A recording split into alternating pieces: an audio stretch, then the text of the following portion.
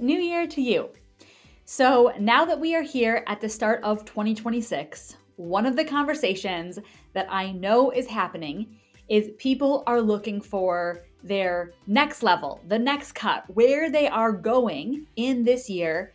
And a lot of people are really desiring a quantum leap because whether you reached your goals last year or not, we don't want just more of the same or a little bit more. Most people are feeling like, okay, where do I go from here? How can I exponentially increase my results? I'm hearing a lot of conversations about people wanting to 10x instead of 2x.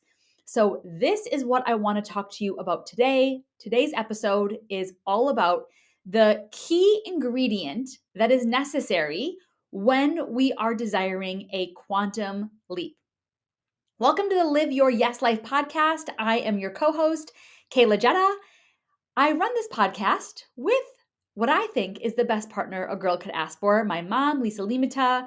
We tag team, sometimes do joint episodes, and together we support you with resources, interviews, and mini trainings, honestly, to help you go from just dreaming and wishing to actually living the life of your dreams. We have a book and a Facebook group by the same name as this podcast, Live Your Yes Life. So I would love for you to go over, find our book on Amazon, Barnes & Noble, Walmart online, wherever you like to order your books from, get a copy and come over and join us on Facebook as well.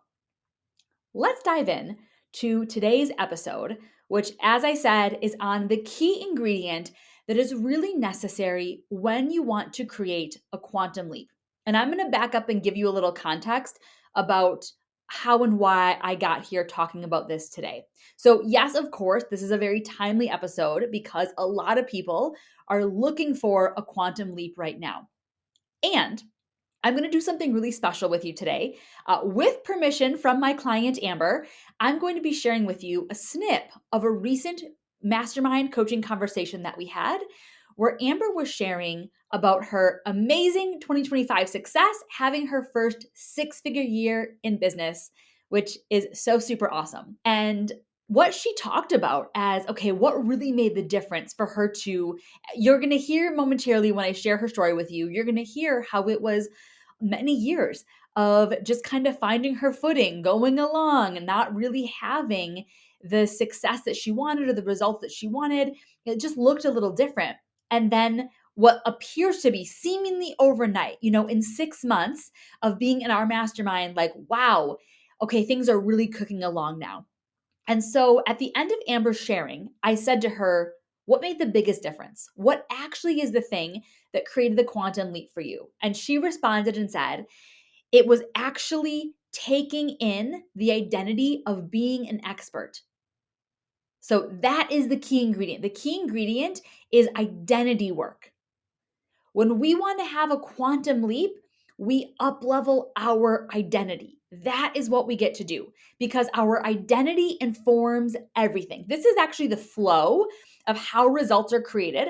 Our identity creates our beliefs, which creates our thoughts, which then creates our feelings, which then create our actions, which ultimately create our results. And so if we want to have new results, the work that we do is up-leveling our identity. That is like the king domino that informs all of the rest. And that is exactly what you're going to hear Amber do. So without further ado, I hope that you enjoy this snip of Amber telling a bit of her story and how she got here. And I'll be back and we're going to do a little bit of identity work together. I mean, you guys know that I'm a money cruncher, spreadsheet lover, always have been. It's been my thing. I went to college for accounting, which is what I got my degree in. Didn't want to be a CPA because I didn't want the lifestyle of a CPA. Working like a dog for tax season is not enjoyable to me, which made me kind of the black sheep of my class. Everybody was going on to get their CPAs, but I was still like, I don't know what I'm doing. But I was engaged. And so I focused on, I'm getting married, I'm buying a house, I'm setting up life. And I work, my job is fine, figure it out later. And just kind of followed, the workflow of jobs. And one of the things that my husband and I both knew for sure is that we wanted to have kids. But over the first 4-ish years of our marriage, I had 4 miscarriages and reached the point that it wasn't in the cards for me. It wasn't going to happen. I was tired of hanging on to that and that being all that I could see and living in this dark cloud. And that was the point where it was like, okay, I need a different purpose. Like I need something. And I can't even tell you how it popped up for me, but the concept of financial coaching was something I had never heard of. It popped up. I found a really amazing academy. The woman who leads it is in Arizona, but she actually now has a second home in Michigan and is from Michigan originally, which is where I'm at. And so I was like, okay, this is it. I finally felt excited about something again. I was ready to, do something again. But of course, there was, I've always had my husband there to be like, oh, that's a lot of money to spend on that. And, all of that. And I've always been really good at managing the money, but I've also been in that very frugal mindset. And so I did the academy. Within 2 months of starting the academy, I was pregnant with my daughter, who was about to turn 6. And so then I was kind of thrown into this crazy pregnancy after loss and working on this academy and all of that. And so it was just a small side thing, but I loved the money coaching. I really I love coaching. I love doing that work. And I cannot tell you how many different ideal clients I ran through because I felt like I should help those people, serve those people, and nothing came of it. And then, so started that in 2019, 2021. I finally called it and said, I have to get a job. Like I had left my day job in 2020. I was like, I'm going to go all in on this business, try and be full time. I want to work from home. I want to be home with my baby. I was in Boost at the time and did that back then and left Boost. It's time to get a job. It's just this isn't going to work for me. It's just always going to have to be a side thing. And then I kind of got headhunted by my father-in-law and a organization that he was on the board for. And that is when I finally got hands-on experience with bookkeeping and realized how much I loved it, how good I was at it. And that was the point. So from 2019 up until, I don't think I started doing bookkeeping until spring of 2024. And we're talking I had losses. I was going to hit the point where the IRS is going to be like, no, you can't take these losses anymore on your taxes because it's, this is just a hobby. You don't get to claim anything. And I got really uncomfortable and took on my first bookkeeping client, which is one of my absolute favorite clients that I've had for a year and a half now. And, I had rejoined the circle before I got that client and really did a lot of work on the mindset. And then I got invited into Elevate, which was really, really uncomfortable. And I made the decision. And then it was like the universe just dumped everything in my lap in the matter of 6 months. And I didn't have the goal of hitting 6 figures. That was not anywhere near on my radar. And it happened. And I feel like it looks very much like an overnight success, but there were so much learning and shifting and trying on and changing. And I realized that I had to find marketing comes up a lot for me because I don't like marketing.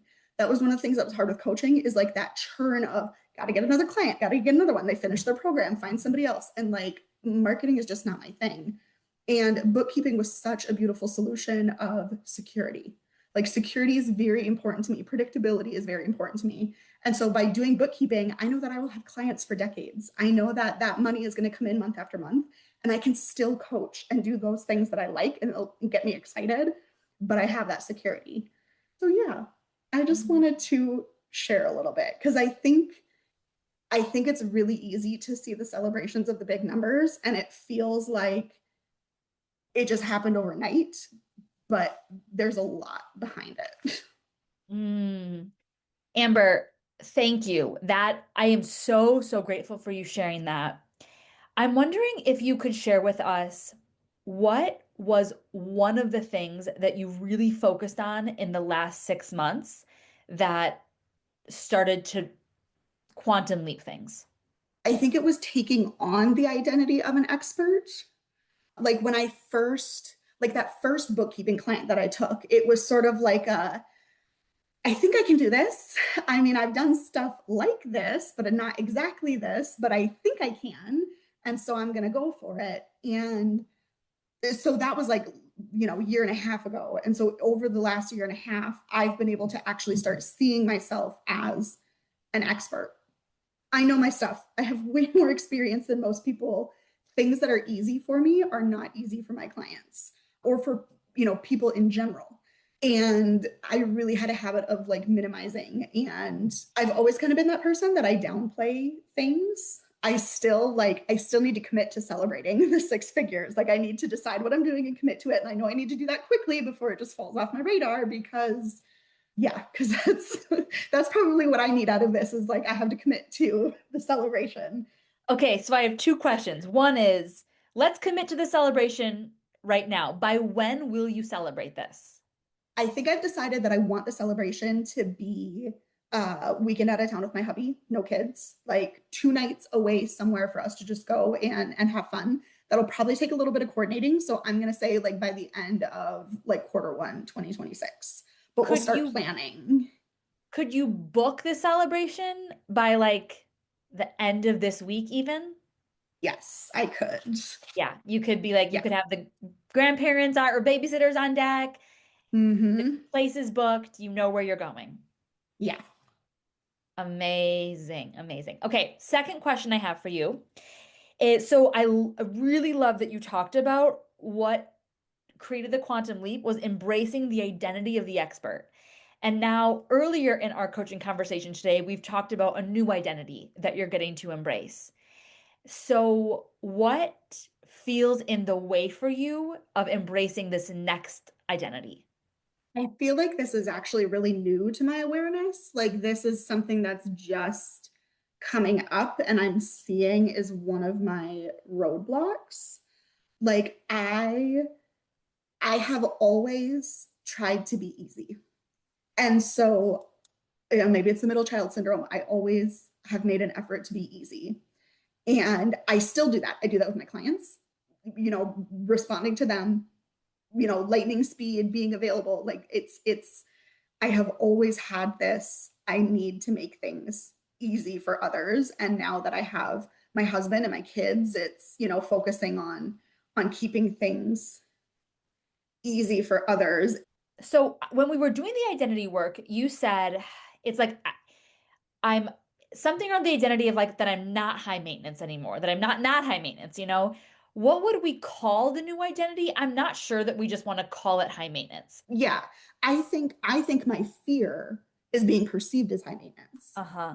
I think that's I shy away from that. I don't want people to think that about me. Yeah. So what would we I want to call that identity? I'm coming across something like fully supported or prioritizing myself.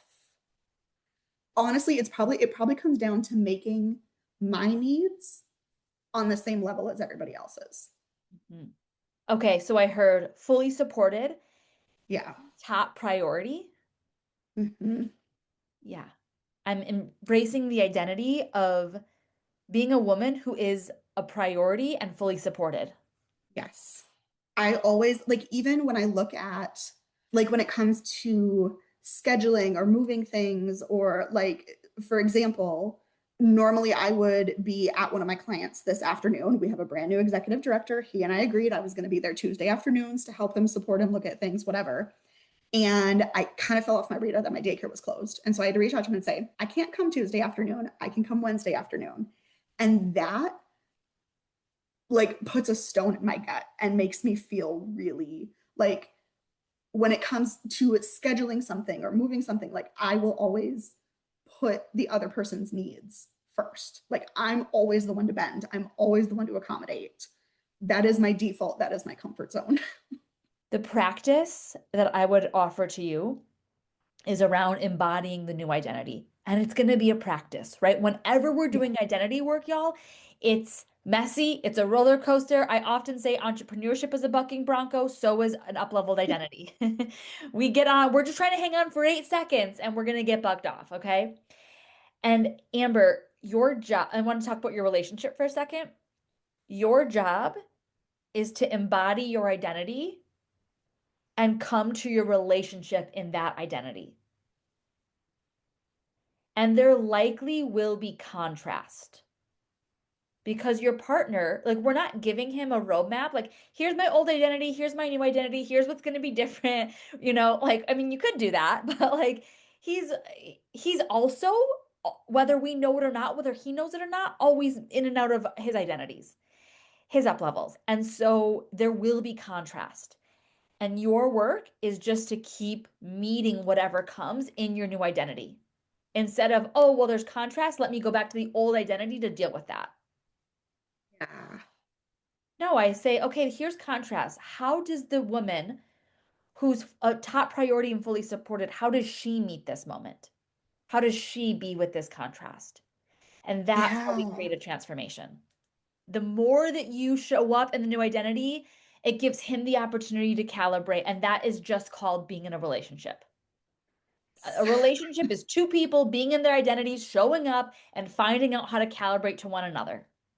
Yes. I really hope that you enjoyed getting to hear Amber's story, her journey, and the work that she's up to on upleveling your identity. So, this is the work that we love getting to do with our clients because, yes, our clients are out there getting amazing results in their business, with their health, in their relationships, in their life. And where does it come from? Well, it comes from the inner work that we're doing. This is what we coach our clients to do. And it was the conversation that we were having on this coaching call when Amber shared her story. So it really is identity. Before we heard from Amber's story, I gave you the key formula of how we create results, which is identity, beliefs, thoughts, feelings, actions, and ultimately results. And I would love to just give you a little mini training and walk you through step by step on what we call a thought audit so that you can do this work to step into a new identity. Okay, so you're going to want to grab a pen and paper so that you can do this thought audit with me together. So, the first thing that we do is we start with our current situation, our current results. So, take out your pen and paper, and first you're going to write results. And I want for you to just identify what are the current results that you are experiencing in life, in business, in whatever area of life you want to up level. You're just going to identify them for yourself. So if you're wanting to change your results in your business, you'll just identify what are your current results. How many clients do you have? What programs are you offering? What amount of income do you have? Just what are the results that you have currently? And once you've identified that, then we're going to back it up one step and identify what are the actions that you have been taking. And you also might list the actions that you have not been taking. So, what actions do you take? And this is where people start to sometimes uncover. They're like, okay, you know what? I am doing a lot of cleaning of the house. I'm running a lot of errands. I'm being very available. I'm having a lot of phone conversation with my friends and family. I am updating my website. I'm making nice images on Canva. And what actions am I not doing? Well, I'm not regularly in conversation with the people that I would want to have hire me. And I'm not at networking events and I'm not being consistently visible in a way that would let my audience know that I'm a resource for them.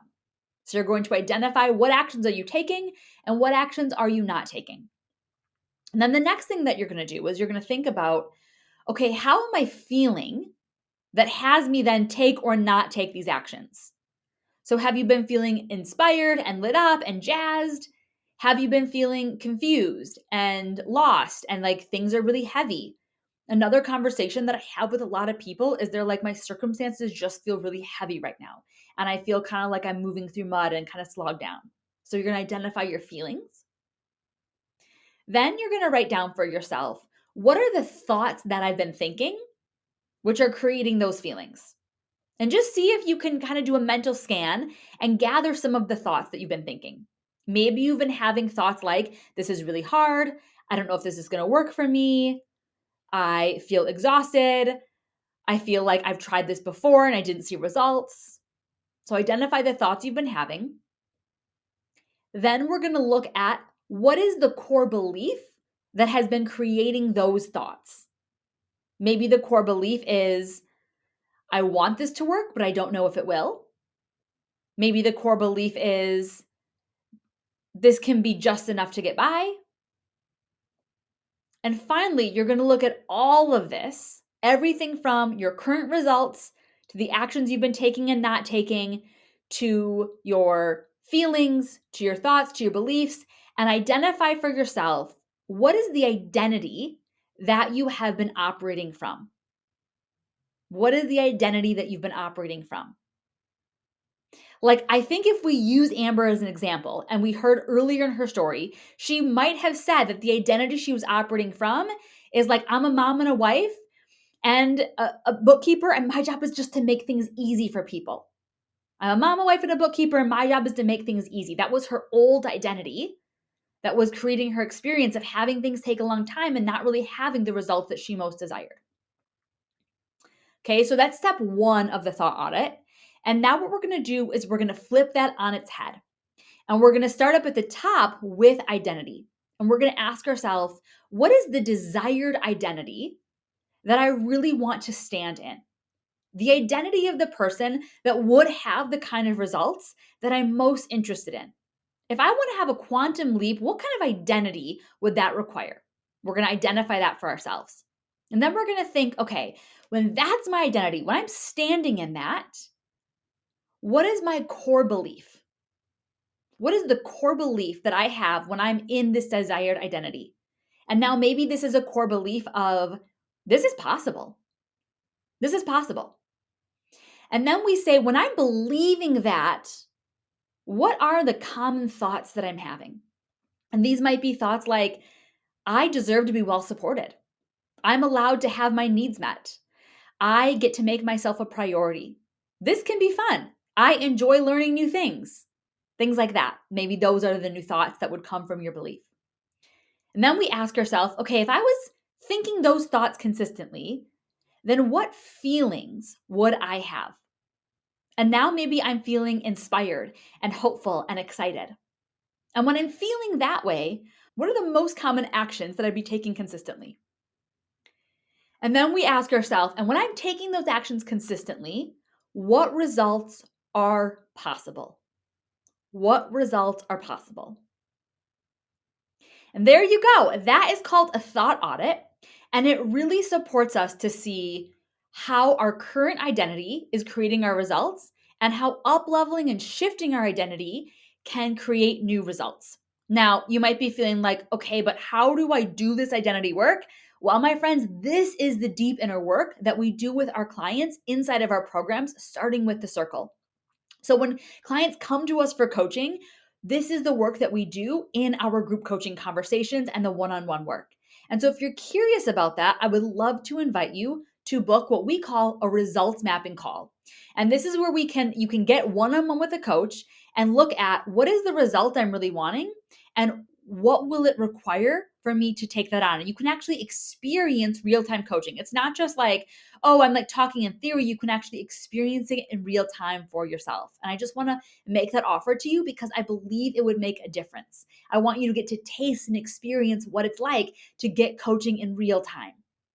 It is an art form and it's beautiful, and I know it will make a difference for you. Thank you so much for tuning in with me today. It is always a pleasure and an honor. I hope that you subscribe to the podcast. Come back. We will see you soon for a future episode.